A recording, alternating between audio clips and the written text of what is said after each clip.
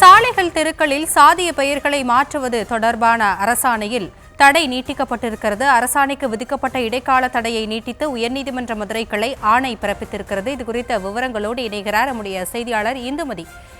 இது குறித்தான விவரங்களை வழங்கலாம். வணக்கம் ஹாசினி. மதுரையைச் சேர்ந்த பரமசிவம் என்பவர் உயர்நீதிமன்ற மதுரை கிளையில் மனு தாக்கல் ஒன்று செய்திருந்தார். அதில் தமிழக முதலமைச்சர் அறிவிப்பின்படி தமிழ்நாட்டில் குடியிருப்புகள், தெருக்கள், சாலைகள், நீர்நிலைகளுக்கு வைக்கப்பட்டுள்ள சாதிய பெயர்களை நீக்குவதற்கான வழிகாட்டு நெறிமுறைகள் உருவாக்கி தமிழக அரசு அரசாணை வெளியிட்டுள்ளது. அதன்படி கிராமங்கள், குடியிருப்புகள், தெருக்கள், சாலைகள், நீர்நிலைகளுக்கு உள்ள சாதி பெயர்களை நீக்க அரசாணை தற்போது வெளியிடப்பட்டுள்ளது. ஆதி திராவிடர் காலனி, ஹரிஜன் குடியிருப்பு, வண்ணான்குளம் போன்ற சாதி பெயர்களை நீக்குதல், புதிய பெயரிடும் பணிகளை நவம்பர் 19ஆம் தேதிக்குள் முடிக்கவும் தமிழக அரசு உத்தரவிட்டுள்ளது.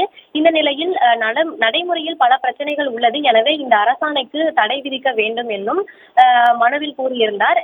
இந்த மனு கடந்த மாதம் நீதிபதிகள் அனிதா சுமந்த் மற்றும் குமரப்பன் ஆகியோர் அடங்கிய அமர்வு முன்பு விசாரணைக்கு வந்தது. அப்போது மனுதாரர் தரப்பில் ஆஜரான வழக்கறிஞர் தமிழக அரசின் இந்த திடீர் உத்தரவு குழப்பத்தை ஏற்படுத்தும். ஆதார் அடையாள அட்டை, வாகன பதிவு சான்று அடையாள அட்டைகள், பாஸ்போர்ட் பெயர் மாற்றம் செய்வதில் சிக்கல்கள் ஏற்படும். இதை கருத்தில் கொள்ளாமல் தமிழக அரசு இந்த அறிவிப்பாணையை வெளியிட்டுள்ளது. எனவே இதற்கு தடை விதிக்க வேண்டும் என வாதிட்டார். அப்போது நீதிபதிகள் எந்த முன் அறிவிப்பும் இல்லாமல் இவ்வாறு செய்தால் மக்கள் எவ்வாறு முகவரி மாற்றம் செய்வார்கள் என கேள்வி எழுப்பினார்கள். அப்போது அரசு தரப்பில் கூடுதல் தலைமை வழக்கறிஞர் அஜ்மல் கான் ஆஜராகி மனுதாரர் மனு செய்வதில் உள்நோக்கம் உள்ளது. இந்தியாவில் டெல்லி, உத்தரப்பிரதேஷ் போன்ற மாநிலங்களில் தெருக்கள் பெயர் மாற்றப்பட்டுள்ளது.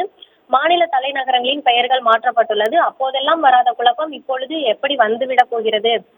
அங்கு போய் மனுதாரர் தடை கோரி மனு தாக்கல் செய்யவில்லை. ஆனால் சாதிய பாகுபாடு இருக்கக்கூடாது என்று தமிழ்நாடு அரசு கொள்கை ரீதியாக முடிவெடுத்து அறிவித்து இருப்பதற்கு எதிராக மனு தாக்கல் செய்யப்பட்டுள்ளது.